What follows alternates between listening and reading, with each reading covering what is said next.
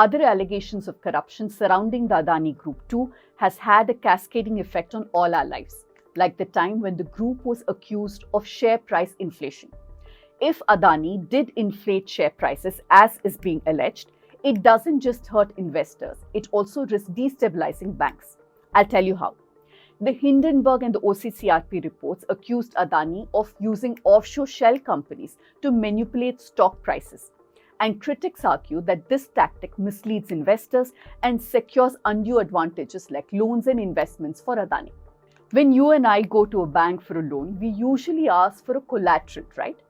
Presently, based on reports in public domain, the Adani Group has borrowed around 1.8 to 2 lakh crores from banks like SBI, ICICI and HDFC. In Adani Group's case, they've secured these large loans by offering their shares as collateral.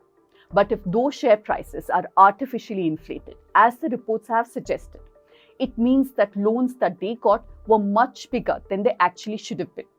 So if the allegations are true, the Adani Group ended up getting a much bigger share of the bank's money. And since banks have only a limited amount to lend, this means that other businesses that were deserving might have been denied loans while Adani got much more money. In the future, if the Adani Group struggles and can't repay, the bank takes a loss. You remember Kingfisher, right?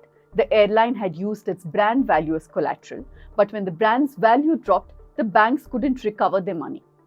A similar situation could potentially happen with Adani shares. People who bought Adani shares in the market could lose out, and the banks could also lose out a lot of money. If the losses are huge, then there is also a risk that the money from regular depositors like you and me are being impacted.